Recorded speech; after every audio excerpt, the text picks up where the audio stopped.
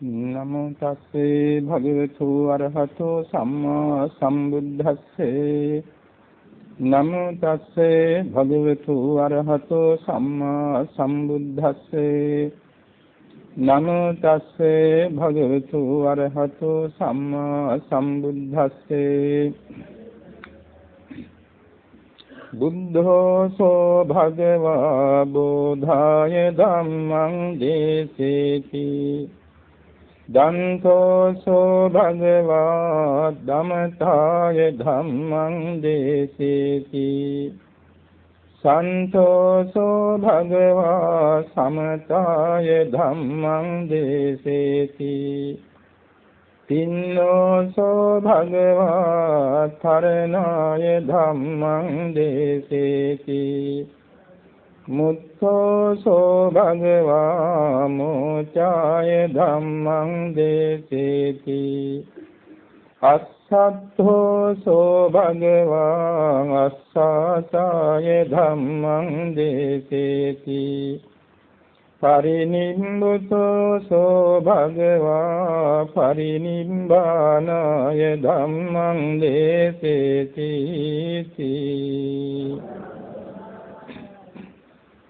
ශ්‍රද්ධාවන්ත පින්නතුනි කුණ්ඩෝකාග්‍ර වූ සම්මා සම්බුදුරජාණන් වහන්සේ පිළිබඳ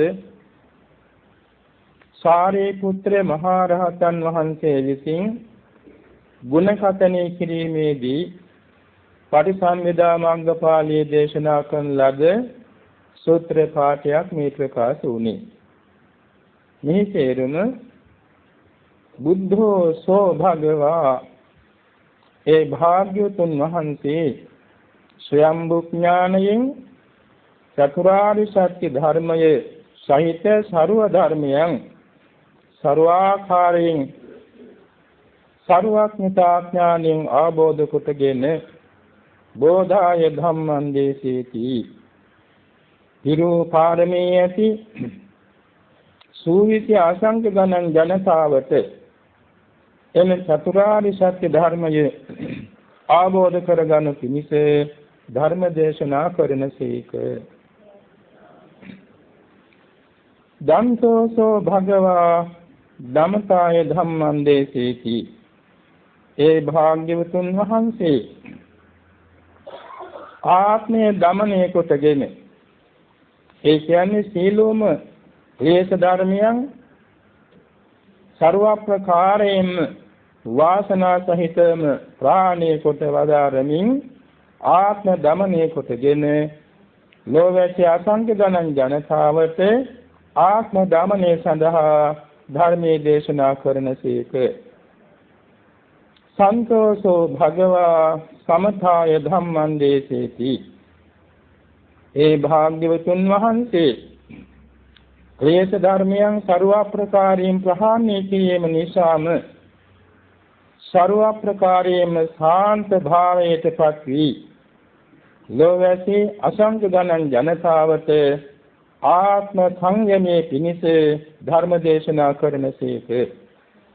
තින්නෝසෝ භගවා තරණාය ධම්මං දේසේති ඒ භාග්‍යවත් බුදුරජාණන් වහන්සේ ජාති කාන්තාර ජරා කාන්තාර ව්‍යාධි කාන්තාර මරණ කාන්තාර ශෝක පරිදේව දුක්ඛ දෝමනස උපායාස කාන්තාර මේවායින් එතර වී සංසාර සාගරයෙන් එතර වී සතර මහා ක්ලේශ ඕගයන්ගෙන් එතර වී ලෝකයේ අනන්ත පරිමාණ ජනතාවට මේ සංසාර කාන්තාරයෙන්ද සංසාර සාගරයෙන්ද එවැගේම සියුම් ක්ලේශ ධර්මයන්ගෙන් දෙතර වීම සඳහා ධර්ම දේශනා කරනසේක. මුත්තෝසෝ භගවා මෝචාය ධම්මං දේසේති ඒ භාග්‍යවත් වූ බුදුරජාණන් වහන්සේ තමන් වහන්සේ සීලම ක්ලේශ බන්ධනයන්ගෙන් මිදී ජාත්‍යාදී සංසාර දුක්ඛ ධර්මයන්ගෙන් අත මිදී අන්ලෝ සතුන්ටද ජාත්‍යාදී සංසාර දුකින් අත මිදීම පිණිස ධර්ම දේශනා කරනසේක. අස්සද්ධෝ සෝ භගවා ආසාසාය ධම්මං දේසේති ඒ භාග්‍යවත් බුදුරජාණන් වහන්සේ ක්ලේශ පරිනිර්වාණයෙන් ආත්ම සංතානයේ අෂ්ටසිල්ලට සමුනවාගෙන ලෝවැසි ජනතාවටද ආත්ම අෂ්ටසිල්ල පිණිස ධර්ම දේශනා කරනසේක. පරිනිබ්බුතෝ සෝ භගවා පරිනිබ්බානාය ධම්මං දේසේති. ඒ භාග්‍යවත් බුදුරජාණන් වහන්සේ බෝධිරාජයන් වහන්සේගේ අභියසදී සවාසන සකල ක්ලේශයන් පරිනිර්වාණය කිරීමෙන් ක්ලේශ පරිනිර්වාණයටපත් වී ලෝවැසි ජනතාවටද ක්ලේශ පරිනිර්වාණය සඳහා ධර්ම දේශනා කරනසේක. මේ සූත්‍ර පාඨයේ කෙටි තේරුමයි. මේ දේශනාව තුළින් අපි ආબોධ කටයුතු කරුණු රාශියක් අපට මතුවෙනවා. බුද්ධෝ කියන මේ වචනේ බොහෝම ගැඹීර වචනයක්. බුද්ධ බෝධනේ කියන ධාතුවෙන් ඇදිච්ච මේ වචනය හඳුන්වන්නේ ප්‍රඥා කෞසල්‍යතාවයයි. යම් කිසි ධර්මතාවක් ඉතිරිවක් නැතුව ආબોධ කරගැනීමේ ප්‍රඥාවක් වෙයි නම් ඒ ප්‍රඥාව යත්තා උතුමන්ඩයි මෙතන බුද්ධෝ කියන මේ වචනේ භාවිතා කරන්නේ. එයින් සම්මා සම්බුද්ධ, ප්‍රත්‍යේක සම්බුද්ධ, ශ්‍රාවක බුද්ධ නමින්ද මේ බුද්ධ පදයේ බෙදීමටපත් වෙනවා. මෙතන බුද්ධෝ කියන්නේ බුද්ධෝ සබ්බඤ්ඤුත ඥානෝ.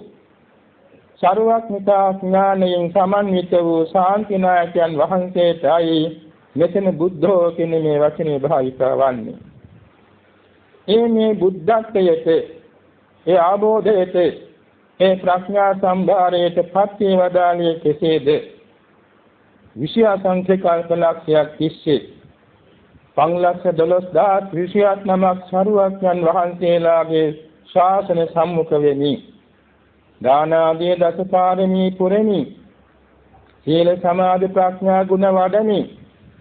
ඥාන සමාධි සමාපatti අභිඥා බල විපස්සනා ඥාන වඩමි.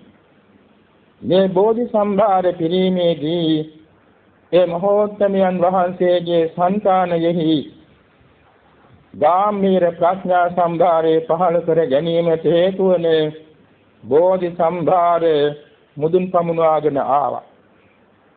සමන් වහන්සේ භවයක් පාසා සීල සමාධි ප්‍රඥා තීර්ථයෙන් ආර්ය අෂ්ටාංගික මාර්ගයේ පරිපූර්ණ කරමින් ආවා. යම්තාත් බෝධිපාක්ෂික ධර්මයට, යම්තාත් පාරමී ධර්මයට, යම්තාත් බෝධිකාරක ධර්මයට ඒ සියල්ලම සම්පින්දණය වන්නේ ආර්ය අෂ්ටාංගික මාර්ගයටයි. ආර්ය අෂ්ටාංගික මාර්ගයේ පද තුනකින් හැඳින්වීමේදී සීල ස්කන්ධ, සමාධි ස්කන්ධ, ප්‍රඥා ස්කන්ධ කියන ස්කන්ධ තුනකින් හඳුන්වනවා. මේ සීල සමාධි ප්‍රඥා ත්‍රිවිධ ස්කන්ධයන් පරිපූර්ණය කරමින් ඇවිල්ලායි මේ ආර්ය සත්‍ය අවබෝධ කර ගැනීමෙන් තමන් වහන්සේ සම්මා සම්බුද්ධ කියන මේ ශ්‍රේෂ්ඨ ගුණපදයට සම්බන්ධ වුණේ. බුද්ධෝති කේනත්තේන බුද්ධෝ. බුද්ධෝ කියන්නේ කවර අර්ථයකින්ද? බුද්ධිතා සත්‍යානේති බුද්ධෝ. ආරි සත්‍යයන් තමන් වහන්සේ ආબોධ කළ නිසා බුද්ධ නම් වෙනවා. බෝධේතා සජායාති බුද්ධෝ. සත්‍ය ප්‍රජාවට ආරි සත්‍ය ආબોධ කරවා වදාළ බැවින්ද බුද්ධ නම් වෙනවා. ජීවමාන කාලයේදීම අවස්ථා 24කදී සූවිසි අසංඛ්‍යයක්ද සසු අවස්ථාවලදී 9 කෝටි 60 ලක්ෂයක් ගෙනාද මේ ආරි සත්‍ය අවබෝධ කරවීමෙන් තමන් වහන්සේ බුද්ධ ගුණේ පරිපූර්ණ කළා. සබ්බඤ්ඤතාය බුද්ධෝ. අතීතානාගත වර්තමාන සංකත අසංකත සර්ව ධර්මයන් සියල්ල දන්නා නිසා බුද්ධ නම් වෙනවා. සබ්බ දක්ඛාවිතාය බුද්ධෝ. එසේම අතීතානාගත වර්තමාන ආධ්‍යාත්මික බාහිර එවැගේම ලෞකික ලෝකෝත්තර සර්ව ධර්මයන් සංකත අසංකත සර්ව ධර්මයන් තමන් වහන්සේගේ නුවණින් දක්නා නිසා බුද්ධෝ නම් වෙනවා. අනන්‍ය නියතාය බුද්ධෝ. ලෝවාසි කිසිම ශ්‍රමණ බ්‍රාහ්මණ දිව්‍ය බ්‍රහ්මාදී කිසි කෙනෙකුගෙන් අසා නොදැන තමන් වහන්සේගේම ස්වයම්භූ ඥාණයෙන් අවබෝධ කළ නිසා බුද්ධෝ නම් වෙනවා. විසවිතාය බුද්ධෝ උදෑසන ඉරඋදාවින් ප්‍රබුද්ධ වෙන නෙළුම් මලක් මේ තමන් වහන්සේම ගාම්භීර ආරි සත්‍ය අවබෝධයෙන් ප්‍රබුද්ධ වූ බැවින් බුද්ධෝ නම් වෙනවා. නිරුපලේත සංඛාතේන බුද්ධෝ ආත්ම සංකානේ ක්ලේශ කාලුෂ්‍යම් බිඳුවක්වත් නැති නිසා කෙලෙස් පිළිපි බිඳක්වත් නැති නිසා බුද්ධෝ නම් වෙනවා. තීනාසව සංඛාතේන බුද්ධෝ කාමාශ්‍රව භවආශ්‍රව දික්ඛාශ්‍රව අවිද්‍යාශ්‍රව කියන ආශ්‍රව ධර්මයන් ਸਰව ප්‍රකාරයෙන්ම ක්ෂය කළ නිසා බුද්ධෝ නම් වෙනවා. ඒකාන්ත විතරාගෝති බුද්ධෝ තුන් ලෝකේන වෙලාගෙන පටලාගෙන ගිලගෙන සිටින මේ රාගයේවත් ලෝභය නැමැති ක්ලේශයෙන් ਸਰව ප්‍රකාරයෙන්ම අතිමිදුණු බැවින් විතරාගයේ බැවින් බුද්ධෝ නම් වෙනවා. ඒකාන්ත විතදෝසෝති බුද්ධෝ ඒකාන්තෙන් දේශේ වාසනා සහිතවම දේශේ දානීය කනිසා බුද්ධෝ නම් වෙනවා. ඒකාන්ත විත මොහෝති බුද්ධෝ ඒකාන්තයෙන් සකල දුක්ඛ ධර්මයන්ට ප්‍රධාන හේතු වන අවිද්‍යාව නම් වූ මෝහය දානීය කළ බැවින් බුද්ධෝ නම් වෙනවා. ඒකාන්ත නික්ඛිලේසෝති බුද්ධෝ ඒකාන්තයෙන් ආත්ම සංතානයේ දමන තවන කිලිතු කරන ක්ලේශ ධර්මයන්ගෙන් තොර වූ බැවින් බුද්ධෝ නම් වෙනවා. ඒකායන මග්ගං ගතෝති බුද්ධෝ ආර්ය අෂ්ටාංගික මාර්ගයේ නැමෙතව ඒකායන මාර්ගයේ ගමන් කළ බැවින් බුද්ධෝ නම් වෙනවා. ඒකෝ අනුත්තරං සම්මා සම්බෝධින් අபிසම්බුද්ධෝති බුද්ධෝ එකලාවම අනුත්තර සම්මා සම්බෝධිය නම් වූ සරුවක්ඥතා ඥානය ප්‍රතිලාභ කරගත් බැවින් බුද්ධෝ නම් වෙනවා.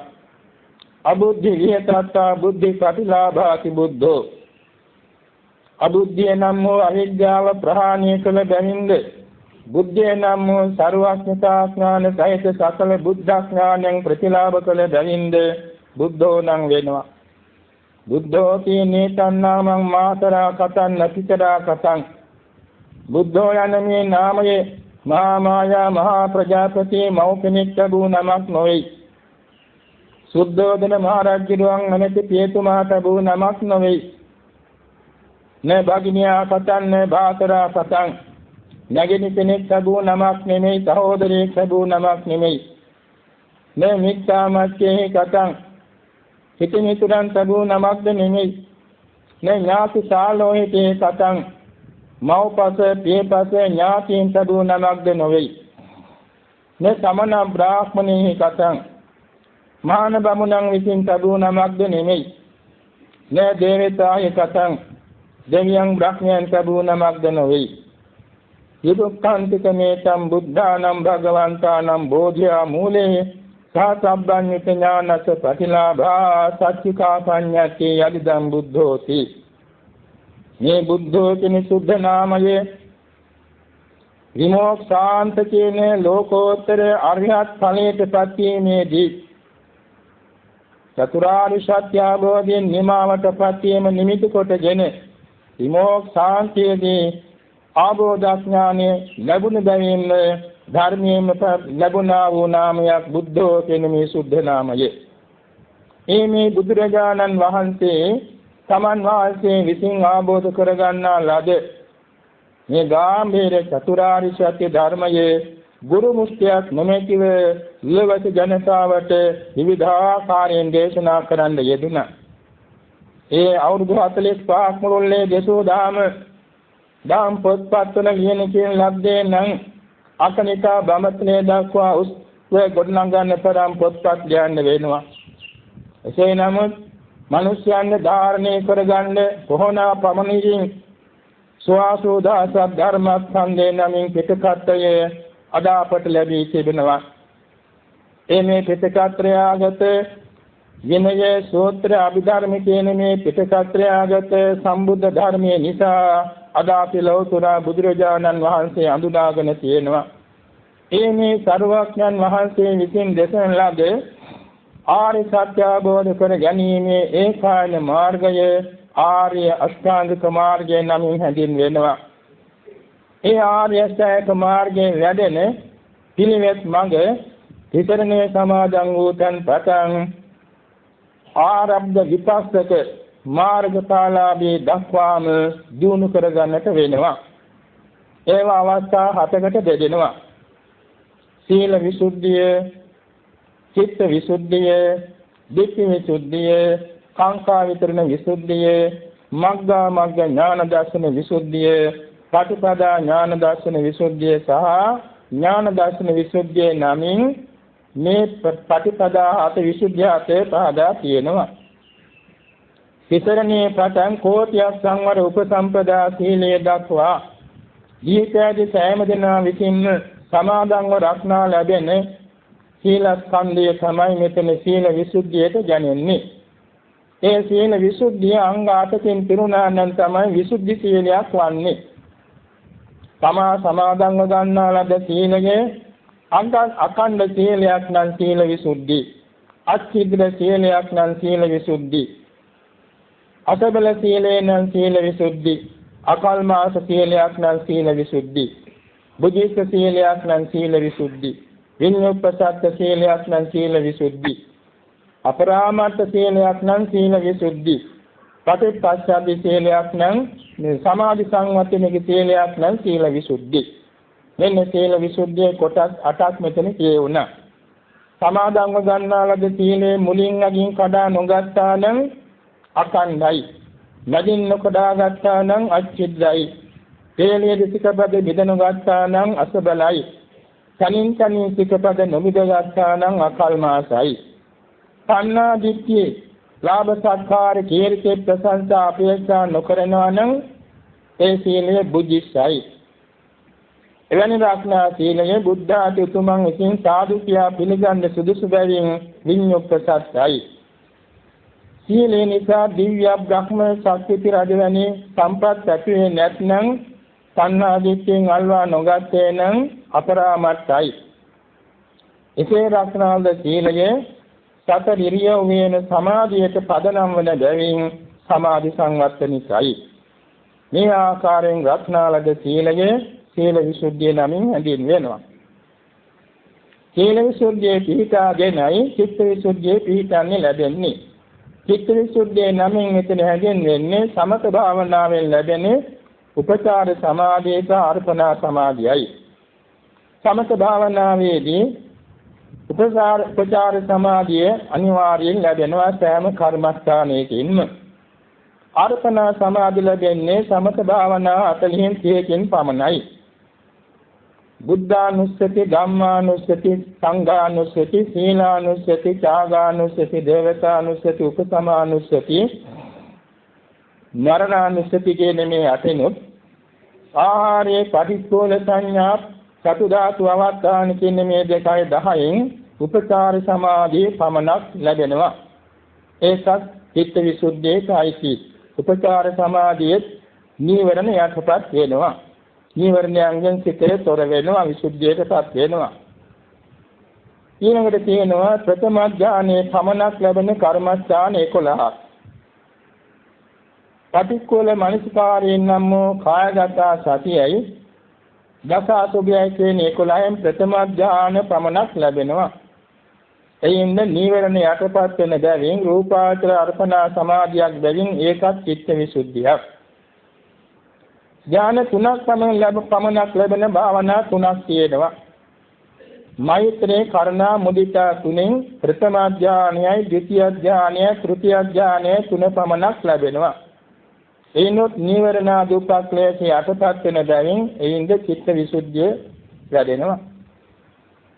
එවැගේම රූපාවචර ඥාන 4 පමණක් ලැබෙන කර්මස්ථාන දෙකක් තියෙනවා.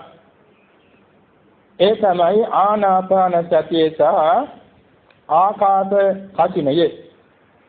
ආනාපාන සතියෙන් තීක්ෂණ ප්‍රඥාට ඥාන 4 ලැබෙනවා. මන්ද ප්‍රඥාඥාන ඥාන 5ක් ලබන්න සිද්ධ වෙනවා. ආකාශ කසිනේනොත් රූපාවචර ධ්‍යාන 4ක් පමණ ලැබෙනවා. සතරෙනි ධ්‍යානයේ පමණක් ලැබෙන කමතන් එකක් තියෙනවා. ඒකට කියන්නේ උපේක්ෂා බ්‍රහ්ම විහරණය. මෙත්තා කරුණා මුදිතා තුන වැඩි අයට උපේක්ෂා බ්‍රහ්ම විහරණය ලැබෙන්නේ චතුර්ථ ධ්‍යානයේ පමණයි. වගේම රූපාවචර අරූපාවචර අෂ්ඨ සමාපත්තියම ලබන්න කර්මස්ථාන තියෙනවා 9ක්. ඒ තමයි පඨවි කසිනේ, ආපෝ කසිනේ, තේජෝ කසිනේ, වායෝ කසිනේ, නීල කසිනේ, පේත කසිනේ, ලෝහිත කසිනේ, ඕදාත කසිනේ සහ ආලෝක කසිනේ. මේ 9න් රූපාවචර ධ්‍යාන 4ක් ඒවා උගුලුවා අරූපාවචර සමාපත්තිය 4ක් උපදවන්න පුළුවන්. මේ කියන කර්මස්ථාන 40න් මෙතන 40ක් කියවුණා. මේ 40න් ලැබෙන්නේ උපචාර සමාධිය සහ අර්පණා සමාධි කියන ධ්‍යාන සමාධි නිසා හිතේ නීවරණාදී උපක්ලේශ යටපත් වෙන බැවින් චිත්ත විසුද්ධිය කියලා හඳුන්වනවා. මේ චිත්ත විසුද්ධිය ලබා ගැනීම සඳහා තමයි මේ බොහෝ සෙයින් සමත භාවනා වඩන්නේ. දැන් මේ අද භාවිතාවට ආරම්භ කරන ලද ධම්මානුස්සති භාවනාවත් උපචාර සමාධිය ලැබෙන සමත භාවනාවක්. ඒ උපචාර සමාධියේ පමණක් ලැබෙන්නේ ඇයි කියලා ප්‍රශ්නයක් ඇති වෙන්න පුළුවන්. හේතුව මේකයි. බුද්ධානුස්සතිය, ධම්මානුස්සතිය, සංඝානුස්සතිය, සීලානුස්සතිය, ත්‍යාගානුස්සතිය, දේවතානුස්සතිය, උපසමානුස්සතිය සහ මරණානුස්සතියත් ආහාරයේ පටික්කුල සංඥාවක් ධාතු මනසිකාරයක් කියන 10 තියෙන්නේ සම්මුතිය නොවේ. පරමාර්ථ ධර්ම. අරහං සම්මා සම්බුද්ධ ආදී ගුණ පරමාර්ථ ධර්ම. මේවා සම්මුති වචන නෙමෙයි, සම්මුතියක් නොවේ, ප්‍රඥාප්තියක් නොවේ. ධ්‍යාන බාධිත වැඩෙන්නේ සම්මුති අරමුණේ, ප්‍රඥාප්ති අරමුණේ. මේවා පරමාර්ථ අරමුණු බැවින් එහිලා රූපාවචර ධ්‍යාන ලැබෙන්නේ නැහැ. ඒ ලැබෙන්නේ උපචාර සමාධි පමණයි. ඒ කාර්යයටත් සුද්ධ විදර්ශනා වැඩිීමේදී ලැබෙන චිත්ත සමාධිය වගේ. හැබැයි මේ සුද්ධ විපස්සනාවේදී ලැබෙන සමාධියට වඩා ඉස්තාවරයකුත් මේකේ තියෙන වැඩි වෙලාවක් පවතිනවා. උපචාර සමාධිය වැඩි වෙලාවක් පවත්වන්න පුළුවන්. ඒකද නීවරණ යටපත් වෙනවා. ඒ අර කාගත සතියේ, දසාසුභයේ, දස කතිනයේ, මෙත්තා කරුණා මුදිතා උපේක්ඛා කියන මේවා යොකෝම ප්‍රඥාප්ති ආරමුණේ තමයි අර්පණා ලැබෙන්නේ. ඒකයි වැදගත් වෙනස. දැන් අපි ආනපාන සතිය වඩන්නේ පරමාර්ථය නොවේ, ප්‍රඥාප්තිය. ආනපාන සතිය වැඩිීමේදී තමන්ගේ සිතේ අරමුණු කරන ලබන්නේ ආස්වාස ප්‍රස්වාස හුස්ම රැල්ලයි. ඒ වායෝ ධාතුව කියලා හිතන්නේ නැහැ. ඒක අපේනවා දැනෙනවා ආදි වශයෙන් හිතන්නේ නැහැ. එසේ නොසිතා කරන ලබන්නේ සම්මුති අරමුණක් ගැන චිත්ත සමාධිය උපදවීමයි. ඒ චිත්ත සමාධිය උපදවා ගැනීමේදී චිත්ත සමාධිය ආලෝකයෙන් යුක්තවයි විපස්සනාවට හරියන්න ලැබෙන්නේ. දැන් සමථ භාවනාවේ තියෙන ප්‍රධාන අනිසංස 5ක්. ඒ මොනවාද? විපස්සනා පාදක ආනිසංසය, නිරෝධ සමාපatti ආනිසංසය, අභිඥා පාදක ආනිසංසය, විච්ඡ ධම්ම සුඛ විහාර ආනිසංසය,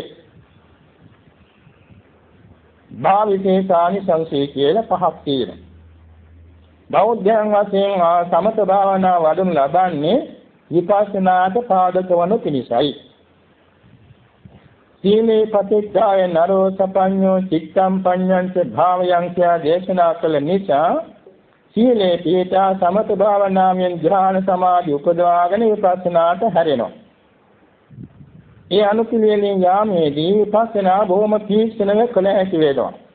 සුද්ධ විදර්ශනා යානිකයට වඩා බොහොම තීක්ෂණව ඊටාම සියුම් නාම රූප ධර්මයන් දකිනින් විපස්සනා කළ හැකි වන්නේ සමත භාවනාවෙන් තියුණු කරගත්ත නුවණැත්ත උණ්ඩයි පුළුවන් වෙන්නේ. ඒ නිසා අනුපිළිවෙලින් යනකොට මේ ආකාරයි. එතකොට ආනාපාන සතිය යනි ඒකාග්‍රතා භාවනාවක් වැඩිීමේදී යෝගාවචරයට මුහුණ පාන්න සිදුවෙන බාධක රැසක් තියෙනවා. එයින් පහක් තමයි අපි සඳහන් කරන්නේ පංච නීවරණ කියලා. මේ පංච නීවරණ බොහෝ තෙයින් මනසට ගැටලුවක්. කොයිතරම් මහන්සි ගත්තත් යෝගාවචරයාට මේ නීවරණ ඉඩ දෙන්නේ නැහැ චිත්ත සමාධිය පිහිටන්නේ. කාමච්ඡන්දේ කියන්නේ යම් දෙයක ඇලුම් කිරීම ආශා කිරීම. කලින් තිබිච්ච දේවල් ගැන හිතමින් ආශා කරනවා, අනාගතයේ ලබන්න තියෙන දේවල් ගැන ආශා කරනවා, දැන් තියෙන දේවල් ගැන දැඟීමක් සිහිපත් වෙනවා. මේවා කාමච්ඡන්දේ. ඒ කියන්නේ මනුලොවට ඇති, දෙව්ලොවට ඇති, කාම ලෝකයට ඇති හැම දෙයක්ම කියනවා කාම වස්තු කියලා. මේ කාම වස්තු ගැන නිතර හිතෙනවා නම් ඒක තමයි කාමච්ඡන්දේ කියන්නේ. ඒක තමන්ගේ චිත්ත සමාධියට බාධාවක්. දිනක් බුදුරජාණන් වහන්සේ ලෝතර බුදු වෙන්න ආසන්න කාලේ සිද්ධාර්ථ බෝසතාණන් වහන්සේ නේරංජරා ගඟේ වැල්ලේ සක්මන් කරනවා. ඒ වැල්ලේම තියෙන වතුර කඩවලින් තම්පහසු වෙනවා. උන්වහන්සේ දුෂ්කරඥා වස්තර දාලා පින්දපාතේ වළඳමින් දාස් 15 වෙනි ගත උනේ. ඒ 15 ඇතුළතදී දරහලියේ ගියේ තමන්ගේ සිරුර ලස්සනට වැඩිගෙන ආවා. ඉතින් තන් පහස වෙනකොට අතපය පිරිමදිනවනේ. දැන් මගේ අතපය වැඩි වෙනේනවනේ කියලා හිතුණා. අන්න උන්වහන්සේ හිතුවා මෙන්න කාමච්ඡන්දේ. මේ කාමච්ඡන්දේ. මේක මත වැඩිනොත් එහෙම බුදු බාධාවක් කියලා ඒක සම්පූර්ණයෙන් මෙහිකින් ඉවත් කෙරුවා. ඒ නිසාන්නේ. අන්නේ වාගේ පවා තමන්ගේ අවයවයන් ගැන, තමන්ගේ කේශ කලාපය ගැන, තමන්ගේ ඇඳුම් පැළඳුම් ගැන, තමන්ගේ දන්ත පේළිය ගැන, තමන් පරිහරණය කරන පාවහන් ගැන, පනාව ගැන, සෑම සංසල ගැන, ඔරලෝසුව ගැන මේවා ගැන පවා නැවත හිතෙනවා නම් ඕක කාමච්ඡන්ද නීවරණයක්. ඒක බාධාවක්. එනි එතනකොට මේ හිතන්නට ඕනේ අනිත්‍ය ලක්ෂණ, දුක්ඛ ලක්ෂණ, අනාත්ම ලක්ෂණ, අසුභ ලක්ෂණ. හිතලා ඒක හිතින් ඉවත් කරන්න අපි දැනවත් වෙන්න ඕනේ, සතිමන්ත වෙන්න ඕනේ. ව්‍යාපාද කියන්නේ ඒක අනිත් පැත්ත. තමන් පරිහරණය කරන දේවල් වල, තමන්ගේ ශරීර අවයව ගැන, තමන්ට සම්මුඛ වෙන දේවල් ගැන යම් අසුභ ස්වභාවයක් දකිනවා නම් අන්න එතෙන් ගැටෙනවා. මధుරේ කැල මූණේ වාහන කොට මැස්සෙක් වාහන කොට හිත ගැටෙනවා. එයාගෙම දත්වල අප්‍රසන්නයක් වෙනකොට හිත ගැටෙනවා. ඉසාවුල් වෙලා තිනොත් හිත ගැටෙනවා. අඳුම කෙලෙතලා තින හිත ගැටෙනවා. මේ පුතේ ඇදලා තියෙන හිත ගැටෙනවා. ආහාර ගන්නකොට ගලක් සපුනන හිත ගැටෙනවා. ඔය තරම් හැම වෙලාවෙම අපේ සිත අපි දන්නේම නැතුව ගැටීමටපත් වීම තමයි නිරුස්සන බව තමයි. එවාගෙම තමන්ට අප්‍රසන්න කෙනෙක් ඉස්සරහට ආවන හිත ගැටෙනවා. හිතත් එන්නේ ඉතල ඕනෙක් කැඳුවා නම් හිත ගැටෙනවා. කවකොටෙක් කැඳුවා නම් හිත ගැටෙනවා. චාරලෙක් කැඳුවා නම් හිත ගැටෙනවා. ඔය වාගේ හැම වෙලාවෙම තමන්ගේ හිත යම් දෙයක ගැටෙන සුළු වේ නම් මේක තමයි ව්‍යාපාදය. මේක අපට මහා වාදයක්. අපේ සමාධිමත් වීමට මහා බාධකයක්. තීන මිද්ද කියන එක ඊට වඩා අන්තරාවක්. ඒ කියන්නේ මහා ඇතකොට යට වෙනවා වගේ කියලා. මහා ඇතකොට යට වුණාම නැගිටින්න බෑනේ. ඒ වගේ තමයි තීන මිද්ද. තීන මිද්ද කියන්නේ නිදිමතම නෙමෙයි. නිදිමත රහතන් වහන්සේටත් තියෙනවා. නිදිමත කියන එක කාය ගිලන් තත්ත්වයෙන් නිසා සිදු වෙනවා. නිදිමත නෙමෙයි තීන මිද්ද කියන්නේ නිදිමතත් තීන මිද්දේට සමානව උපකාරක දෙයක්. ඒකට කියන පචලාය තත්ත්වයන් කියලා නිදිකිරා වැටි. ඒ හැර තමන් කරන යහපත් ක්‍රියාව කරන්න එපා වීම තියෙනවා. දැන් පස්සේ පුළුවන් ඒ වාගේ හිතන හිතවිලි එනවා. දැන් මහන්සි ඉස්සරේ දෙනවා, ඇඟරේ දෙනවා, දාගිය දානවා. මෙච්චර වැඩ කළා දැන් මට මහන්සි පස්සේ පුළුවන් ඔය වාගේ පසුබට වීම සිදු වෙනවා. ඒ කුසාසිතේ පසුබට වීමේදී ඇති වෙන ගිලන්තකම තමයි මෙතන තියෙන්නේ තා මිද්දේ මේක එකට ඒකාබද්ධ ධර්මතා දෙකක්. තීනේ කියන්නේ හිතේ තියෙන මැලිකම. මිද්දේ කියන්නේ හිත තුළ තියෙන ඡායසිකයන්ගේ මැලිකම. මේ දෙකම මහා පුදුම විදිහේ අපහසුතාවකටපත් වෙනවා. කොයි ලෙසකින්වත් හිත උස්සගෙන ඉන්න බෑ, සිරා වැටෙනවා. අලවෙන්දම හිතෙනවා. ඔය වාගේ අවස්ථාව අපිට මහා බාධාවක්. ඒ වෙලාවට බුදුරජාණන් වහන්සේ අපට උපදෙස් කියලා තියෙනවා ඒක ජය ගන්න හැටි. ඒල ඇහැරලා වටපිට බලන්නට ඕනේ. කන් දෙක අල්ලලා ටිකක් අදින්නට ඕනේ. වතුර ටිකක් මූණේ ගා ගන්නට ඕනේ. කන් ටිකක් පානය කරන්නට ඕනේ. අතපය හොඳට පිරිමැදලා පිරිකඩ අරින්නට ඕනේ. එයාගේම එහෙමත් නැත්නම් නැගිටින්නට ඕනේ. ඉරියව් මාරු කරන්නට ඕනේ. ඇවිදින්න සක්මන් කරන්නට ඕනේ. ඒ ඔක්කොම කළා බැරි නම් නිදා ගන්නට ඕනේ. ඔය විදිහට උපදෙස් කියලා තියෙන්නේ මේ තීන මිද්දේ නෙමෙති මහා බලගතු බාධකේ මැඩපත් වුණු පිණිසයි. ඒකදී ආහාර ප්‍රමාණවත් ගැනීම, හිතමිත ආහාර ගැනීම, ආලෝක සංඥා හිතේ නිතර නිතර මෙහි කිරීම ආදී වශයෙන් මේ තීන මිද්දේ මැඩපත් ගන්න අපට පුළුවන්කම තියෙනවා. උද්දච්චය, කුක්කුච්චය කියන එක ඒක තවත් බාධාවක්. උද්දච්චය කියන්නේ අලු ගොඩකට ගලක් ගැහුවම විසිරෙන්නා වගේ, දහක් කොට කොඩියක් බැඳාම නිතරම සැලෙන්නා වගේ, ජල තලාවකට ගල් කැටයක්, සබිලිති කෑල්ලක්, කෝටු කෑල්ලක් දැම්මාම කලණේ වන්නා වගේ නිතරම සිත සැලවිසලවි පාවෙවි මේ කඩමුණුල විහිදෙනවා. මේ අවස්ථාව තමයි උද්දච්චය නමින් හැදෙන්නේ. මේක අකුසල සිත්වල පහළ වෙන දේවල්. ඒකත් මහා බාධාවක්. කුක්කුච්චේ නමින් කියන්නේ තවත් දෙයක්. නොකල කුසල් ගැන කළ අකුසල් ගැන හිත පසුතැවෙනවා. මොනවා හරි සුළු දෙයක් හරි අත්කරද්දක් වුණා නම් ඔය කීතන මත වෙලානේ Tamande හිත වදගෙනවා. ඒක කුකුස. කුකුස කියන්නේ මෙතන තමන් කළ නොකළ කුසල අකුසල් ගැන පසුතැවිල්ල. පසුතැවිල්ලාමත් ඒක මහා වදයක්. අනිත් තමයි විචිකිච්ඡාව. විචිකිච්ඡාව නම් බෞද්ධයන්ට බොහොම අඩු කරගන්න පුළුවන් දෙයක්. බෞද්ධයන් තුනුරුවන්ගේ ගුණ හදවතින් පිළිගන්නා නිසා විචිකිච්ඡාව අඩු වෙන බොහොම අඩු කරගන්න පහසු වෙනවා. සත්‍යත්‍රය ගැන සැකය, සීලේ ප්‍රතිපදාව ගැන සැකය, අතීත කාලය ගැන සැකය, අනාගත කාලය ගැන සැකය, ඒ තුන් කාලය ගැනම සැකය, හේතුඵල ධර්ම ගැන සැකය. මේවා තමයි බාධක විචිකිච්ඡා. යන්යක් නොදැනීමෙන් ඇති වෙන විචිකිච්ඡාව නොවේ.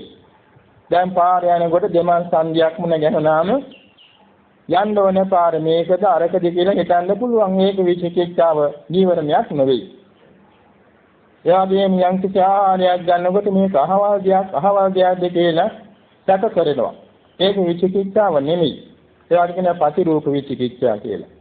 විචිකිච්ඡාව නම් අර සඳහන් වෙන්නේ උසස් ගුණ ධර්මයන් පිළිීමේදී බාධක වෙන තුනුරුවන් ගැන සැකය, සීලය ගැන ප්‍රතිපදා ගැන සැකය, තුන් කාලය ගැන සැක, හේතුඵල ධර්ම ගැන සැක. මේවා තමයි බාධක විචිකිච්ඡා. මේ ඔක්කොම යටපත් කර ගැනීම සඳහා ගන්න උත්සාහයේ යෝගාවචරයට මහත් වෙහෙසක් දරන්න වෙනවා. නමුත් මේ වෙහෙස නිමාව දක්වාම දරන්නට ඕන. යුද්ධයක් කරන යුදසේ බලා නිමාව දක්වාම සටන් නොකළොත් ਉਹ පරදිනවා. මුළු ජීවිතේම සැප කරලා යුද්ධයේ යෙදෙන්නට ඕන. හැම ආයුධයක්ම පාවිච්චි කරන්නට ඕන. ඒ වගේම මේ නිවරණ මැඩ පවත්වමින් සමාධි බලය උපදවා ගැනීම සඳහා යෝගාවචරය පුරුදු වෙන්නට ඕන. අපි මේ අනුස්සති භාවනා ගැන විශේෂයෙන් අවධානයක් යොදන්නට ඕනේ. හේතුව මේ බෞද්ධයන් වශයෙන් ඉන්න හැම දෙනාට ඒක තේලියට දිනපතා භාවනා දිනු කරගන්න අපහසු වෙනවා. සාමාන්‍යයෙන් උදේ ටිකක් වෙලා දහහන්දෑව ටිකක් වෙලා හොයන් දාස තව ටිකක් කොහොමයි කරන්නේ. එහෙම ස්වල්ප වශයෙන් සමාධි භාවනා වඩලා ජය ගන්න පුළුවන් කමක් නැහැ. ඒ නිසා අනුස්සති ක්‍රම වැදගත් වෙනවා. නිදසුනක් වශයෙන් කියනවා නම් වයස 7ක 10ක දරුවෙකුට දෙල්ලෙන් නැතුව විනාඩි 15ක් ඉන්න කිව්වට ඒ දරුවාට ඉන්න බෑ. ඒ දරුවාට නලියන්න වෙනවා. ඉතින් කතාවක් කියනන අලියන්න ළමයෙන්ද නලියන්න මං හිතේ කියලා. නලියන්නම ඕනේ. හැරෙනවා එහා මෙහා. දැන් අපි දැක්කා පාසල් ළමයි භාවනා පන්තිවලට වාඩි වුණාම විනාඩි 5ක් ඉන්න බෑ. අරේ බලනවා මෙහෙ බලනවා hina වෙනවා. එක එකිනෙකට ඇඟිල්ලෙන් අනිනවා. ওই වගේ සුළු වෙනස්කම් තමයි දරුවාගේ තියෙන්නේ. නමුත් නැනවත් ගුරුවරු නැනවත් දෙමව්පියෝ දරුවෙක් මනාප වෙන්නේ නැහැ. ඒ ස්වභාවයෙන් නොදරුකම. නමුත් ඒ දරුවාට අපි මේතර 100ක් විතර රූලක් දෙනවා මේක 10 වාරයක් දුවන්නේ කියලා. මේ දරුවා බොහොම සන්තෝෂයෙන් දුවනවා. රූල දිගේ දුවන්නේ. රූල දිගේ දුවලා මහන්සි වුණාම විල හිට ගන්නවා.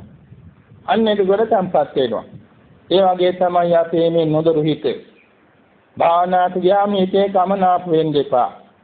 මේ හිතේ ස්වභාවය දුවන පණින එකයි.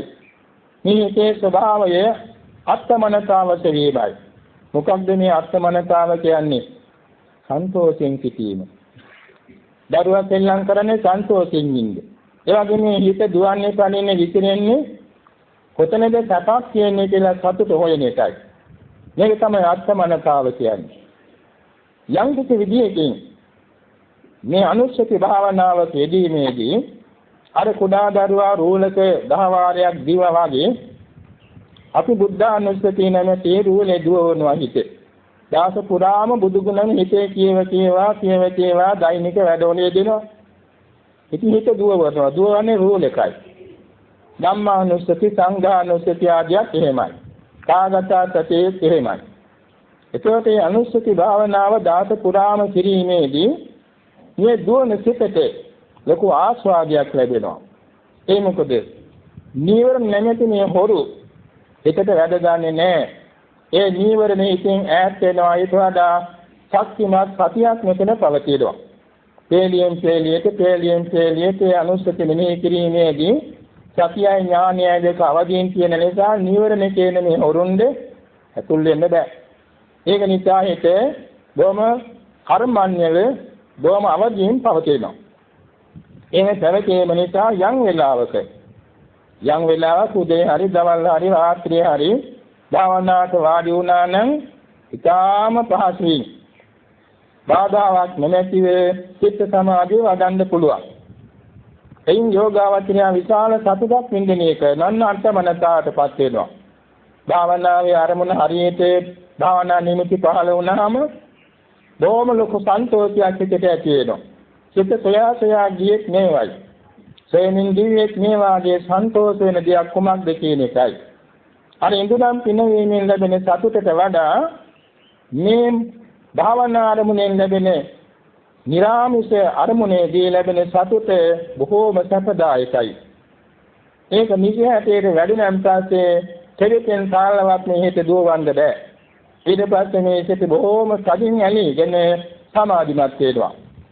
මෙන්න මේ පිළිවෙලාවේ බෞද්ධයන් අනුගමනය කරතොත් අනේ මට භාවනා කරගන්න බෑ කියලා කවදාකවත් කියන්නේ නැහැ. මට භාවනා කරන්න වෙලාවක් නැහැ කියලා කියන්නේත් නැහැ. මේ කාර්යද සියකට පමණ ඉස්තරේක මහත්මයෙක් මට කියනවා ස්වාමින් වහන්සේ අපිට භාවනා කරන්න වෙලාවක් නැහැ. අපිට ධර්මයේ හැසිරෙන වෙලාවක් නැහැ. නමුත් අපි ධර්මයේ නැහැසිරෙන වෙලාවක් නැහැ ස්වාමීනි කියනවා.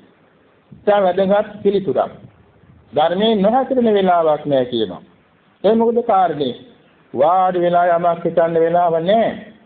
නමුත් දාස පුරාම තමන්ගේ සිත කුසල් අරමුණේ පවත්වා ගන්නවා. මේක තමයි කිව්වේ ධර්මයේ නොහැසිරෙන වෙලාවක් නැහැ කියන්නේ. මෙන්න මේ අනුව සලකා ගැනීමේදී අපි යෝගාවචර ගිහිත හැම දෙනාට වැදගත් වෙනක් මෙතන දාස පුරා නිින්දෙන් අවදි වූතන් පටන් නැත නිින්දට යනතුරු අපේ සිතේ නීවරණ පහ නොවන පිණිස මේ අනුස්සති භාවනා ක්‍රම අපි අනුගමනය කළ යුතු වෙනවා. ඒ අනුගමනය කිරීමෙන් අපේ සිත සීල විසුද්ධිය ළඟට චිත්ත විසුද්ධියටපත් වෙනවා. ඒ චිත්ත විසුද්ධිය ලබා ගන්නන් පස්සේ අපට එහි අභිවෘද්ධියක් දකින්න පුළුවන්. ඒ කියන්නේ අනුස්සති වඩමින් හිත තන්පත් කරගත්තා වගේම උපචාර සමාධිය වඩලා අර්පණා සමාධියත් වඩන්න පුළුවන්. අර්පණා සමාධියත් වඩා ගත්තා නම් අන්න ditthi විසුද්ධියට යොමු වෙන්නේ තාම සුදුසු දොරටු ඇරෙනවා. ditthi විසුද්ධිය කියන්නේ නාම රූප ධර්මයන් සියල්ල දැක ගන්නා තැනයි. ඒක විපස්සනාව නෙවෙයි. විපස්සනාට දොරෙන් ඇතුල් වීමයි. ඒකට කියනවා නාම රූප පරිච්ඡේද ඥානයි කියලා. ඒක තමයි ditthi විසුද්ධිය. එතන ditthිය පිරිසුදු වෙනවා. නාම රූප සියල්ල දැකලා නාම රූපයන්ගේ හේතුඵල සම්බන්ධතාව සොයා ගන්නවා. ඒවා එකක් ගානේ ලක්ෂණය, රසය, පච්චුපට්ඨානය, පදත්තානේ මේ අතර අනුව රූප 28ම, චෛතසික 52ම සියලුම කුසල අකුසල සිත් මේ කොහොම බලනවා. බලනාර පටිච්චසමුප්පාදයන් හේතුඵල සම්බන්ධතාව දැක ගන්න ඉස්සරේ ඒ නාම රූපයන් පරිච්ඡේද කරගත්ත බැවින් දැකගත්ත බැවින් ආධ්‍යාත්මික උද බාහිර උද නාම රූපයන් දැක ගැනීමට කියනවා නාම රූප පරිච්ඡේද ඥානයක දිට්ඨි විසුද්ධියයි. ඊළඟ මේ හේතුඵල සම්බන්ධතාව දකින්නට අතීත අනාගත වර්තමාන නාම රූප පරම්පරාව මෙනෙහි කරමින් අතීත හේතු සොයා බලනවා. අතීත හේතු සොයා බැලීමේදී පූර්ව භවයෙහි අවිද්‍යාවයි තෘෂ්ණාවයි උපාදානයයි කර්මයයි සංස්කාරයයි කියන පහක් හේතු වෙලා මේ භවයෙහි උපදින කර්මයේ රැස් වුණා. අවිද්‍යාව පත්‍ය සංඛාරා කියේ මේකයි. ඒ සංඛාරා නිසා මේ භවයේ ප්‍රතිසන්දි විඥානය පහළ වුණා. සංඛාර පත්‍ය විඥානං කියන්නේ ඒකයි. මේ විඥානයේ ඒකාබද්ධව පහළ වුණා නාමයයි රූපයයි. නාමයෙන් නම් මේ සිතේ පහළ වෙන ඡායසික ධර්ම අපි හිතමු සෝමනස්සාගත ඥාන සංප්‍රයුක්ත මහා විපාක සිතක් නම් ඒ විඥානයේ ඡායසික ධර්ම 34ක් එතන එකතුන 33ක් එකතු වෙනවා. ඒ වගේම මව කුසක පරිසන්දි ගැනීමේ උත්කෘෂ්ඨ පරිච්ඡේදයෙන් රූප කලාප 3ක් පහළ වුණා. අන්න විඥාන පත්‍ය නාම රූපං කියන්නේ මේකයි. මේ නාම රූප අභිවෘද්ධියටපත් වීමෙන් මොකද සිද්ධ වෙන්නේ? ආයතන 6ක් සම්පූර්ණ වෙනවා. එයින් දැන් මන ආයතනේ පිරලා තියෙනවා. ඡායසික ධර්ම වශයෙන් ධර්ම ආයතනේ තියෙනවා. ඊළඟට රූප ධර්මයන් අභිවෘද්ධියටපත් වෙනවා. මනුෂ්‍ය ශරීරයක් ඒ කියන්නේ දවස් 77ක් පිරෙනකොට ඒ මනුෂ්‍ය සංතානයේට ඒ දරු වස්තුවට අවශ්‍ය වෙන ඉන්ද්‍රිය ධර්මයන් කියලා පහළ වෙලා ඉවර වෙනවා. ඒකනේ සතිය 11ක් ඇතුළතදී. එතෙන්දී චක්ඛායතනයයි, සෝතායතනයයි, ගානායතනයයි, ජීවායතනයයි කියන මේවා පහළ වෙනවා. කලින්ම කායායතනේ පහළ වෙලා තිබුණා, මනායතනය, ධර්මායතනය පහළ වෙලා තිබුණා. එතකොට නාම රූප නිසා ආයතන 6ක් ඇති වුණා. ආයතන 6 නිසා ඒ ආයතනයන් හේතු කොටගෙන ස්පර්ශ 6ක් ඇති වෙනවා. ස්පර්ශ නිසා වේදනා 6ක් ඇති වෙනවා. වේදනා නිසා තෘෂ්ණා 6ක් ඇති වෙනවා. තෘෂ්ණා 6 නිසා උපාදාන 4ක් ඇති වෙනවා. උපාදාන 4 නිසා කර්ම භවය සිද්ධ වෙනවා. කර්ම භවය නිසා උපපත්ති භවයක ජාතියවත් නැත උත්පත්තිය සිද්ධ වෙනවා.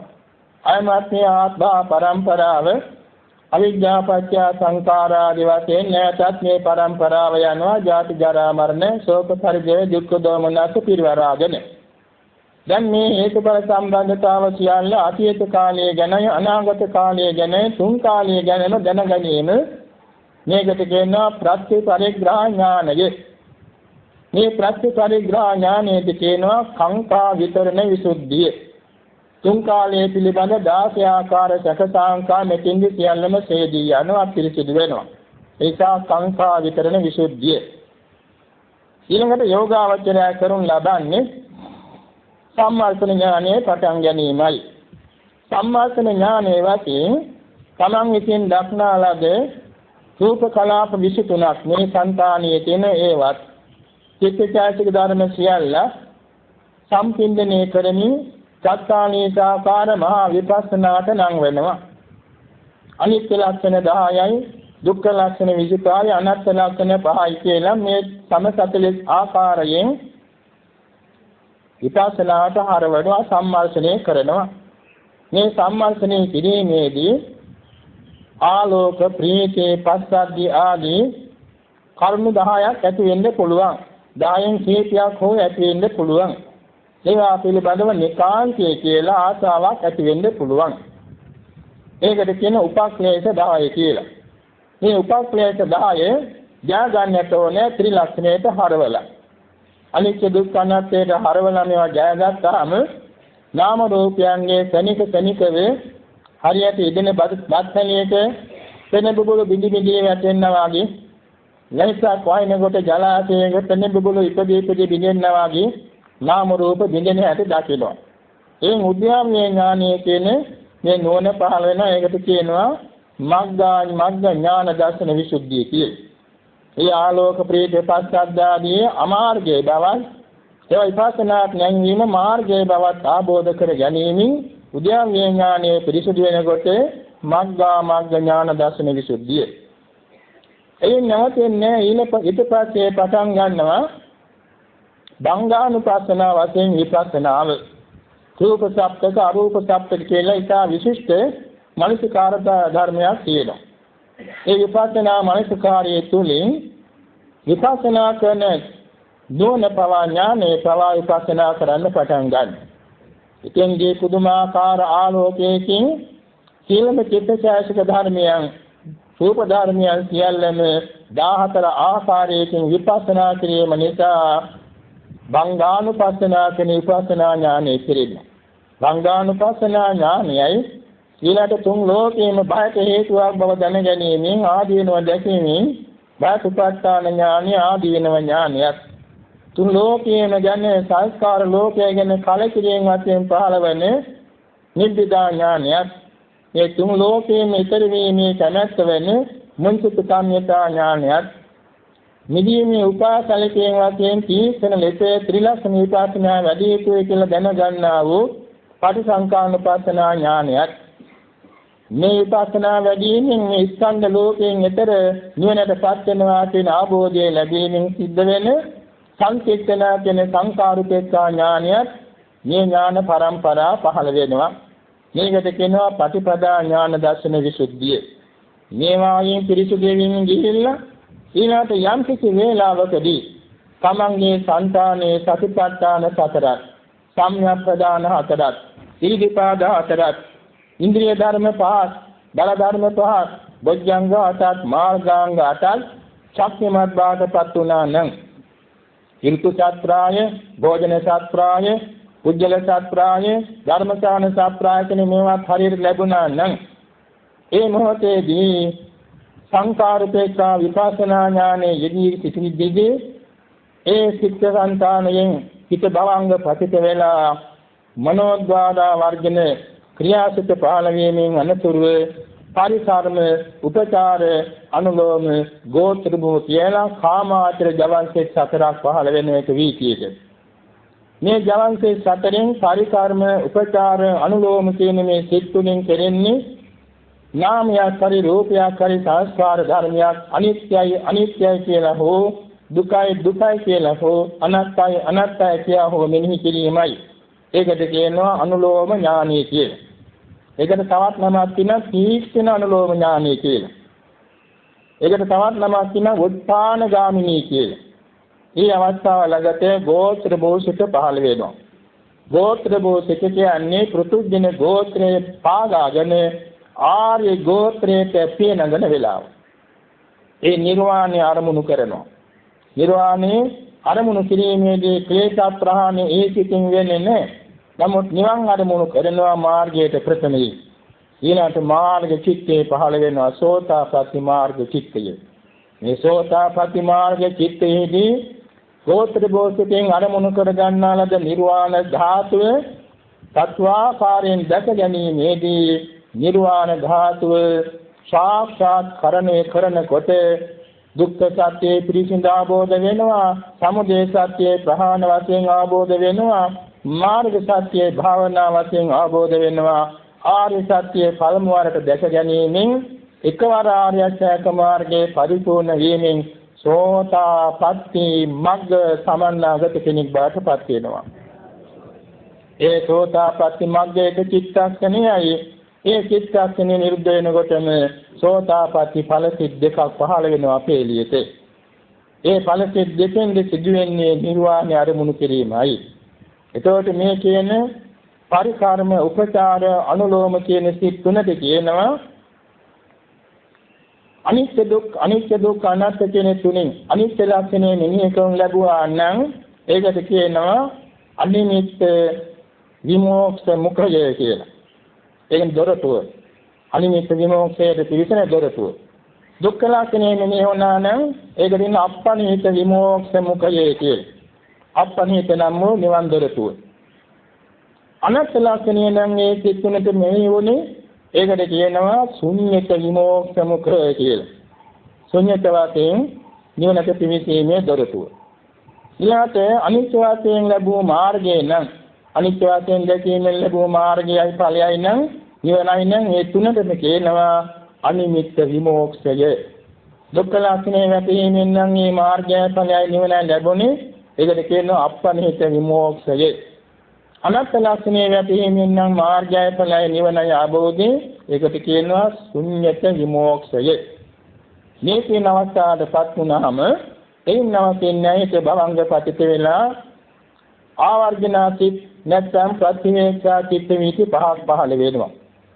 මග්ගම් ප්‍රලංච නිබ්බානං පච්චවේක්ඛති පණ්ඩිතෝ තේතේ කිලේසේ ඊනේකේ පච්චවේක්ඛති වානවා. ඒ කියන්නේ තමන්ට ලැබුණා වූ මාර්ගය අසවල් මාර්ගයයි කියලා මාර්ගයෙන් මෙහි කරන චිත්ත වීතියක් පහළ වෙනවා. තමන්ට ලැබුණා වූ ඵලයේ අසවල් ඵලයයි කියලා ඵලය අරමුණු කරන චිත්ත වීතියක් පහළ වෙනවා. තමන්ට ලැබුණේ අසවල් ලක්ෂණයට නිවනයි කියලා නිවන අරමුණු කරන චිත්ත වීතියක් පහළ වෙනවා. අතන් කෙනෙකුට මෙතෙක් මගේ සිතේ කෙලෙස් ප්‍රහාණය වුණා කියලා නැතුව කෙලෙස් මෙනෙහි වීමේ චිත්ත වීතියක් පහළ වෙනවා. ඒ වගේම මෙතෙක් තව ප්‍රේතයන් අවශිෂ්ටයි ඉතුරු කෙලෙස් ගැන මෙනෙහි වීමේ චිත්ත වීතියක් පහළ වෙනවා.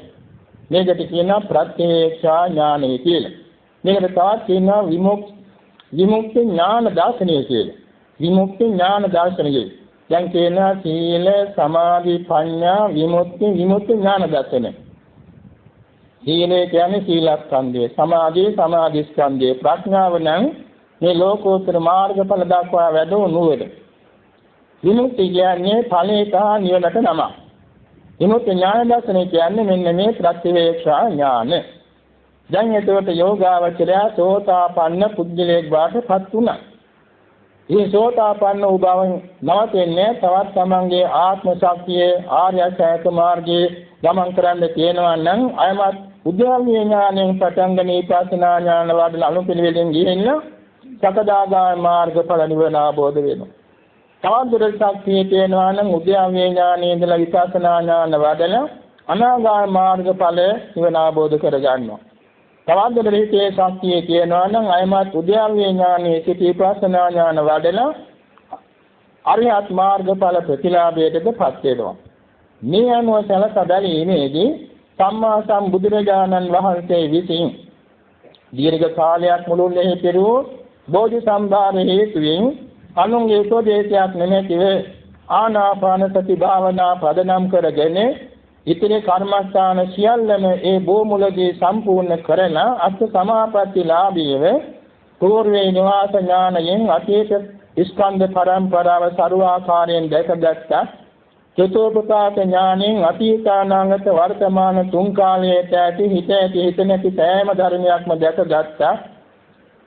පටිච්චසමුප්පාදයන් විපස්සනා ඥාන වඩමින් අලියම් කාලයේදී මේ කියනද සෝතාපට්ටි සකදාගාමි අනාගාමි අරහත් කියන මාර්ගඵලානුක්‍රමයෙන් දසබල ඥාන චතු විසරද ඥාන චතු පරිසම්මිදා ඥාන ආදී කොට ඇති අනන්ත ඥාන ධාතු පරිවාර කොට ඇති සරුවඥතා ඥාන ප්‍රතිලාභයෙන් ලෝතුරා සම්මා සම්බුද්ධත්වයට පත් වුණා. මේ සරුවඥන් වහන්සේ තමන් වහන්සේ බෝධි සම්භාරේ පිරුවේ බුද්ධෝහං බෝධිසාමි මුත්තෝහං මෝචයේ පරේ තින්නෝහං තාරයේසාමි සංසාරෝගා මහ භය කියන ප්‍රතිමේ යුතුව බැවින් ඒට අදාළ බෝධි සම්භාර පිරී තිබුණු බැවින් තමන් වහන්සේ ධම්සක් දෙසීමේදී පටන් පරිනිර්වාණ මංචකයේ දක්වාම අවස්ථානුකූලව සුදුස්සන්ට දහම් දෙසලා ඒ දෙසූ දහමින් සූවිසි අසංකේය නවකෝටි 60 ලක්ෂයක් දෙන ආරි සත්‍ය බෝධයෙන් අමා මහ නිවනට පමුණුවා වදාලා.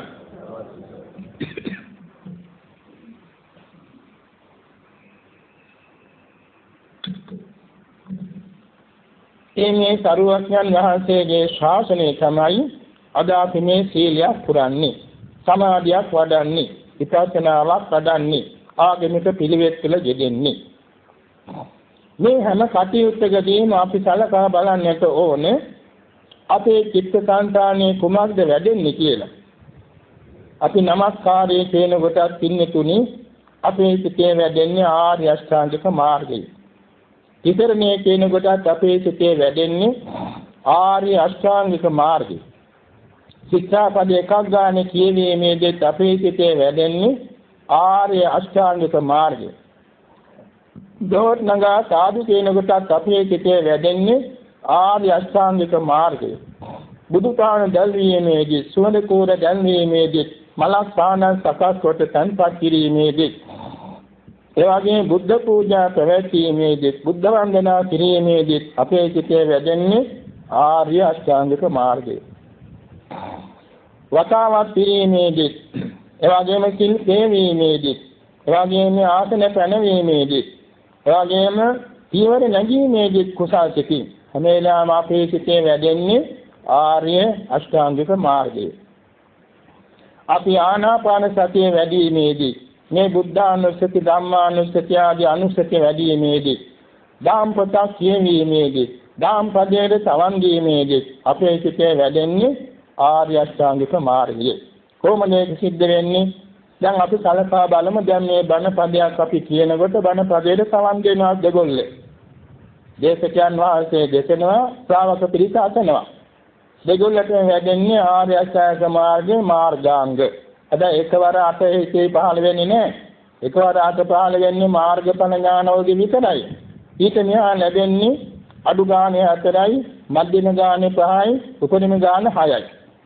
අඩු ගානේ 4 කියන්නේ නුවණින් තොරව කුසල සිතක් කියනකොට මාර්ගාංග 4යි. නුවණින් යුතුව කුසල සිතක් කියනකොට මාර්ගාංග 5යි. සීලයක් සම්බන්ධ කුසලයක් නම් මාර්ගාංග 6යි. මෙන්න මේමයි මාර්ගාංග අපේ සිතේ වැඩෙන්නේ. දැන් අපි සැලක බලමු. අපි බණ පදයක් කියනකොට දේශකයන් වහන්සේගේ සිතේ ලැබෙන්නේ මොනවද? දේශකයන් වහන්සේ මනා තියෙන් මනා නුවණින් ඒ දේශනේ පැවැත්ීමේදී සිතේ බොහෝ තෙන් සෝමනස්සතාගතේ ඥාන සම්ප්‍රයුක්ත කුසල් සිත් තේරියක්. ඒ කුසල් සිත් තේරියේ හිතේනවා සම්මා දිට්ඨිය. ඒ කියන්නේ ඥානය සම්මා දිට්ඨියයි. ඒ වගේම මේ කුසල් සිත නැවත නැවත පවත්වාලීමේ ඥානවල සිතක් කියන එක චෛතසිකයක් කියන එකට කියනවා කුසල විතරකයක සම්මා සංකල්පනාවයි. ඒ වගේම මේ බණ පදයක් කියද්දී දේශකයන් වහන්සේගේ නූපං අකුසල් නූපදී යන උපං අකුසල් දුරු වී යන නූපං කුසල් සිත් පහළ වෙන උපං කුසල් සිත් වැඩෙනවා. ඒ සඳහා හිතේ දිනමත් කරන වීර්ය සම්මා වායාමයයි. දේශකයන් වහන්සේ කය සිහියෙන් පවත්වගෙන ඉන්නවා. හිතේ සොම්නස සිහියෙන් යුක්තව තියෙනවා. හිතේ කුසල් සිත සිහියෙන් යුක්තව තියෙනවා. ඉතිරි ඡායසික ධර්ම සිහියෙන් යුක්තව තියෙනවා. ඒතකොට සම්මා සතියයි. දවල් සිතක් ගන්න ඒකාග්‍රතාව ඡායසිකේ පහළ වෙනවා. ඒකාග්‍රතාව සම්මා සමාධියයි. ආනපින්නතුන්වත් එහෙමයි. ආනපින්නතුන්ගේ සිතේ එළඹසිට දියෙන් නුවණින් අහනවා නම් ඉතින්දී පහළ වෙනවා මාර්ගාංග 5. මේ අහන්නේ බුදුබණ පදයක්, මේක බුද්ධ වචනයක්, මේක ඒකාන්තයෙන් සත්‍යයි කියලා පිළිගැනීම වශයෙන් පහළ වෙන නුවණ සම්මා දිට්ඨියයි. ඒ වගේම ඒක නැවත නැවත අහන්නේ තියමු කරවන ලබන්නේ සම්මා සංකල්පනාවයි. ධනපදය අහන්නේ නූපං අකුසල් නූපදී යන, උපන්න අකුසල් දුරු වී යන, නූපං කුසල් උපදින, උපං කුසල් වැඩෙන උත්සාහයසිතේ තියෙනවා වීර්යය. ඒක සම්මා වායාමයයි. ධන ඇසීමේදී සැලෙන්නේ නැතුව සමාධිමත් වුණා වාගේ හිත සිහියෙන් පවත්වා ගැනීම කායානුපස්සනා සත්‍යයි. කුසල සිත කියන්නේ ඇති වෙන සොම්නසේ සිහියෙන් යුක්ත බැවින් වේදනානුපස්සනාවයි. කුසල සිත සිහියෙන් යුක්ත බැවින් චිත්තානුපස්සනාවයි. කුසල සිත ඊතනිචාසිත සිහියෙන් යුක්ත බැවින් ධම්මානුපස්සනාවයි. මේක සම්මා සතියයි. ජවන් සිතක් ගානේ ඒකාග්‍රතාව පවතිනවා. කුසල සිතේ ඒකාග්‍රතාව සම්මා සමාධියයි. මේ අනුව බැලීමේදී අපි මේ බණ කීමෙන් ඇසීමෙන් දෙපැත්තෙම සිදුවෙන්නේ මාර්ගාංග සිතේ වැඩිමයි. සීලයක් සමාදන්ව සීලයක් ආවර්ජන කරනකොට මාර්ගාංග 6 වැඩෙනවා. මාර්ගාංග 6 කියන්නේ අර සීලාංග එකක් මේ පහට එක තියෙනවා. වචනෙන් වාක් විරතියක් නම් එතෙන්දී සම්මා වාචා මාර්ගාංගය තියෙනවා. කාය විරතියක් නම් එතෙන් සම්මා කම්මන්ත මාර්ගාංගය තියෙනවා. ආජීව පරිසුද්ධ මේ සීලයක් නම් එතෙන්දී සම්මා ආජීව මාර්ගාංගේ පහළ වෙනවා. තුන එකවර පහළ වෙන්නේ එකක් තමයි එකවර ලැබෙන නිසා හයක් ලැබෙනවා. මේවා වැඩෙනකොට පින්නතුනි මුලින් සඳහන් කළ බෝධිපාක් ධර්ම 37ම අපේ වැඩෙනවා. මෙන්න මේක නිසා මේ ආර්ය සත්‍ය අවබෝධයට අපි චිත්තක්ෂණයක් ගානේ සමීප වෙනවා. ඒ කොහොමද? මේ මාර්ගාංග බෝධිපාක්ෂඥයන් සිටේ වැඩෙන්න කල්ප කෝටි ගණන් සංසාරය අපට කෙටි වෙනවා. ජාත්‍යාදී සංසාර ගමන කෙටි වෙනවා. මෙන්න දුක්ඛ සත්‍ය අවබෝධයට සමීප වෙනවා. කල්ප කෝටි ගණන් සංසාරයේ ඈතට යන කෙලෙස් ස්කන්ධය අපේ කෙටි වෙනවා. අන්න සමුදය සත්‍ය අවබෝධ වෙන්නේ නැති. කල්ප කෝටි ගණන් ඈත ගිහිල්ලා දකින්න තියෙන නිවන අපට ලං වෙනවා. නිරෝධ සත්‍ය අවබෝධ වෙනවා. කල්ප කෝටි ගණන් ඈත ගිහිල්ලා මේ පරිපූර්ණ කරගන්න තියෙන මාර්ගාංග අපි චිත්තක්ෂණයක් ගානේ වැඩි දියුණු කරගන්න. මේ මාර්ග සත්‍ය අවබෝධ වෙන්නේ නැති. මේක නිසා අපි කුසල ජවනයේ චිත්තක්ෂණයක් ගානේ සිදු කරනු ලබන්නේ බුදුපසේ බුදුමහරහතන් වහන්සේ ආબોධ කළ චතුරාර්ය සත්‍ය අවබෝධයට සමීප වීමයි. එනිසා මේ බුද්ධෝත්පාද කාලයක චිත්තක්ෂණයක් තරම් කෙටි කාලයේ මිල කරන්න බෑ රංගරුවන් වලින්. මහපොළවෙන් මිල කරන්න බෑ. චක්‍රවර්ති රාජ්‍යයෙන් මිල කරන්න බෑ. සත්‍විතේ සත්‍ය රජ පදවියෙන් මිල කරන්න බෑ. බ්‍රහ්ම රාජ පදවියෙන් මිල කරන්න බෑ. ඒක ජවන්සිතේ තියෙන ශක්තිය. එනිසා කුසල ජවන්සිතේ ඇති ශක්තිය මේ තරම් උදාරයි ශ්‍රේෂ්ඨයි. එනිසා අපි දවසේ අවදි වූතෙන් පටන් නිින්දට යනතුරු උත්සාහවන්ත වන්නට ඕනේ. හැම ඉරියව්වකම හැම ක්‍රියාවකදීම කුසල සිතින් කටයුතු කරන්න. ඒ සඳහා අපි අනුස්සති පුරුදු කරන්නට ඕනේ. අනුස්සති පුරුදු කිරීමේදී අපේ සිතේ සීලයක් වැඩෙනවා, සමාධියක් වැඩෙනවා, ප්‍රඥාවක් වැඩෙනවා. මේ අනුව තමයි මහා බෝසතාණන් වහන්සේ භවයෙන් භවයට අතරක් නෑර උපනිශ්‍රේ සම්පන්නව ඇවිල්ලා බෝධි සම්භාර පුරාගෙන විච අසංග කල්පයක් තරම් දීර්ඝ කාලයේ ජීවාගෙන මාන පරාජයකට ලෝතුරා සම්මා සම්බුදුනේ. පසේ බුදුවරයන් වහන්සේලා දෙයා සංකේ කල්පනාසීකින් පසු යාගේ පසේ බුද්ධත්වයට පත් වෙන්නේ මේ හිත පුරුදු කර ගැනීම නෙවෙයි. අග්‍රශ්‍රාවකයන් වහන්සේලා ඒකාසංක කල්පනාක්ෂයක්ම බෝධි සම්භාර පුරාගෙනයි අද සව තනතුරෙන් මේකේ චිත්තසංතානය පිරිසිදු කරගන්නේ. මහා ශ්‍රාවකයන් වහන්සේලා කල්ප ලක්ෂයක් තිස්සේ මේ විදිහට දිනු කරගෙන ඇවිල්ලායි මහා ශ්‍රාවක තනතුරෙන් අරිහත්ත්වයටපත් වෙන්නේ. සතු ආර්යයන් වහන්සේලාද කල්පලක් දහස් ගණන් තිස්සේ හිත දිනු කරගෙන ඇවිල්ලායි ඒ උත්තරීතර මාර්ගඵල ධර්මයන් සාක්ෂාත් කරගන්නේ. මේ අපි සිතන්නට ඕන අපිට එසේ මෙසේ ආය නෙමෙයි. සමාත කල්ප 100 ගණන්, කල්ප 1000 ගණන්, කල්ප ලක්ෂ ගණන් ඈතින්ලා තියෙනවා ඇති.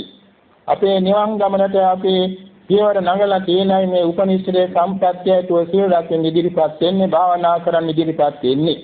එනිසා මේ ලෝකයේ තියෙන හැම දෙයක්ම తాවකාලික බව තේරුම්ගෙන මේ తాවකාලික වූ අනේක විද ක්ලේශයන් පාත්‍ර වෙන විශේෂ වෙන මේ ලෝකයෙන් ඈතර වෙලා ලෝකෝත්තර නිර්වාණය නැමැති වෙනස් වෙන සදාකාලික සාන්ත නිර්වාණ ධාතුව සාක්ෂාත් කර ගැනීම සඳහා යම වූ සිටින් මේ සීල භාවනා පිළිවෙත් මඟට යොමු සිටින්නේ බොහෝ කාලයකට දියුණු කරගෙන මේ ඉසයි කියලා අපි හිතේ සොම්නස ඇති කරගෙන අදත් මේ දවසේදී ඔය පටන් මේ වෙනතුරු කායතන්පත් කරගෙන වචනේ තන්පත් කරගෙන සිතටන්පත් කරගෙන බලවත් ශ්‍රද්ධාවෙන්, බලවත් ස්මෘතියෙන්, බලවත් ප්‍රඥාවෙන්, වීරියෙන් යුතුව මේ සීල භාවනා ප්‍රතිපත්තිය යෙදීම හේතුවෙන් අපේ సంతානයේ වැඩුණා වූ ආර්ය අෂ්ටාංග මාර්ග ධර්මය අපට ධ්‍යාන අභිඥා මාර්ගඵලානුක්‍රමයෙන් අග්‍ර අමා මහ නිවන් අවබෝධ කර ගැනීම දක්වා